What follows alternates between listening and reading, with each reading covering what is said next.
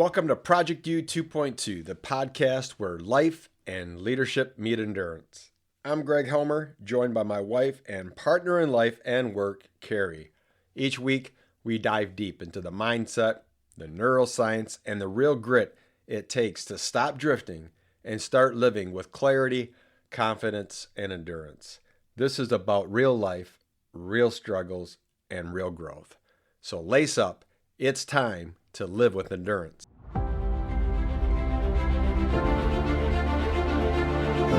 This week's episode from Carrie lit a fire. And if you felt called out, seen, or slightly uncomfortable, good. That means her message worked. Carrie, first of all, you were on fire. The way you broke down excuses, discipline, energy, and confidence wasn't fluffy or preachy. It was real. It was practical, and it came from lived experience. That balance of heart, truth, and just enough sass is exactly why people trust your voice. I'm proud of you. What I want to do today is build on that message from Carrie, from my perspective, and bring it down into everyday life. Not the big dramatic moments, but the tiny ones. The ones that quietly shape who we become. Because here's the truth. Most of us don't lose confidence in one big failure. We lose it in many, many small moments where we break promises to ourselves. And yes, I'm about to talk about candy hearts. Every year, around Valentine's Day, Carrie starts putting these little bowls of candy hearts around the house. On the coffee table, on the kitchen island, maybe some end tables. It's festive.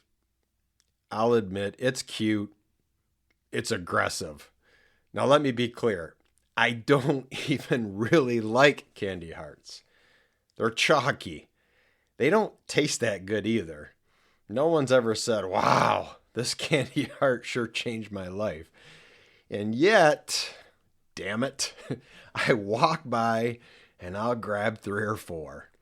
Then I'll come back 10 minutes later, maybe grab another 3 or 4. Well, sometimes it's a handful.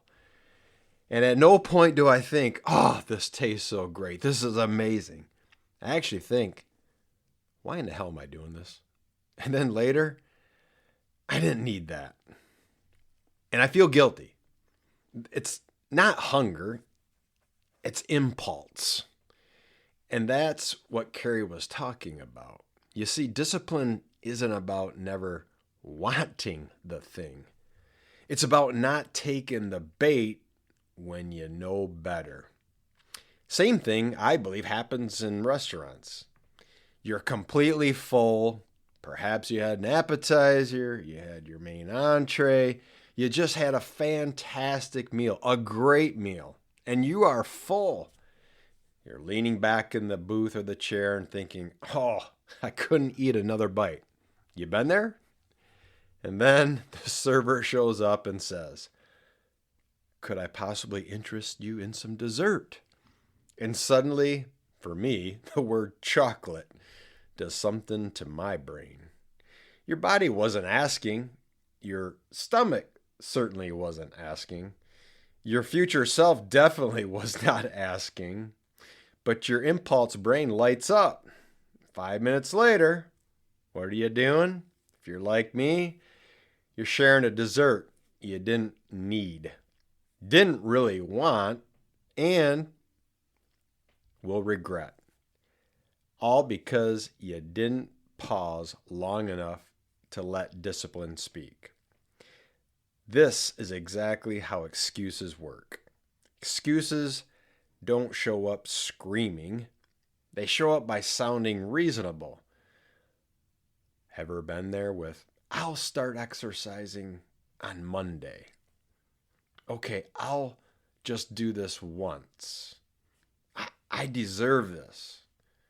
Well, it's been a long day, so maybe I can have an extra dessert.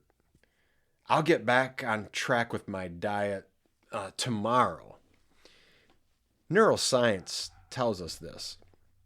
When we're tired, stressed, or emotionally overloaded, our prefrontal cortex, that part of the brain responsible for decision making and long-term thinking, it goes offline faster. What takes over? Well, it's the limbic system. Impulse, comfort, short-term relief. That's why discipline feels harder at night. That's why excuses sound smarter when you're exhausted. And that's why small decisions matter so much. Carrie said something powerful. Every time you let an excuse win, you reinforce a belief that you can't trust yourself. That's not dramatic. Quite frankly, it's accurate. Confidence isn't built by hype. You see, confidence, it's built by evidence. And evidence comes from keeping small promises to yourself. Those small commitments, they're so powerful. This is why Carrie's examples matter so much. It's streaking, it's habits. Get that streak rolling. Build some reps, those micro wins. 10 minutes a day doesn't feel impressive, but your brain doesn't care about impressive. It cares about consistency. 10 minutes a day, 7 days a week is 70 minutes. Now let's add another week and let's go a month. It's the continuous reps. And every time you follow through, your brain releases a little bit of dopamine. Not because you won, but because you proved I do what I say I'm going to do. And that's how self-trust is built. Not by motivation, not by willpower, by repetition. And in Lead with Endurance, I talk about how endurance isn't heroic. Quite frankly, sometimes it's boring. It's choosing the right thing when no one is watching and nothing is exciting. It's not eating the candy hearts, even though they're right there in front of you. It's saying no to dessert when you're already full. It's going for the walk or heading to the gym or going downstairs to your workout room even when you don't feel like it. It's shutting the laptop when your nervous system is fried. It's scrolling too much on social media and putting it away. It's not negotiating with yourself for 30 minutes and then giving in anyway. And here's the hard part and the freeing part. Discipline is not punishment. I believe discipline is protection. It protects your future energy, your confidence, your peace, your momentum.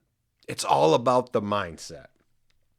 Carrie talked about energy being magnetic, and she is right. But discipline is what keeps that energy clean, because undisciplined energy becomes chaos.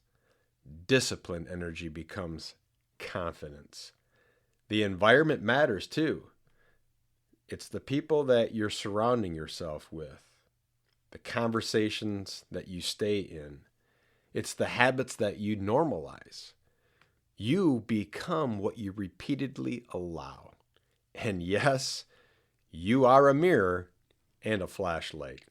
Your kids see how you handle impulse. Your team or your coworkers, they watch how you follow through. Your friends and your family members, they feel your energy long before you even say a word. So before we wrap up, here is my challenge for you for this week. And I want to keep it simple. Let's pick one place where you tend to make excuses. Maybe it's food, nutrition, hydration, movement, exercise, social media, or scrolling. Maybe it's sleep patterns, bedtime routines. Perhaps it's those conversations or a conversation that you are avoiding with a friend a family member, or maybe a coworker. Perhaps it's some promises that you keep postponing. Just one. Let's just pick one. Then pick one small act of discipline connected to it. You don't need a complete overhaul, not a new identity. Let's just pick one decision. And when the moment comes, when the candy hearts call your name, when the dessert menu appears, when the couch feels more inviting than a walk or lifting weights, pause and ask yourself one question. Will future me thank me for this? The answer is no. Do not negotiate. Choose discipline just this once. And that's how confidence is built. That's how excuses lose their power. That's how you stop drifting and start becoming. This has been Project U 2.2, where we don't quit, we don't coast, and we don't surrender.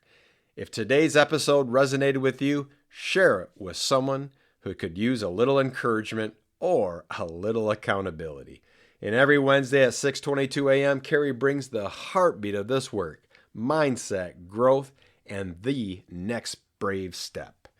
Until next time, stay strong, stay real, and keep living with endurance. See you at 6:22.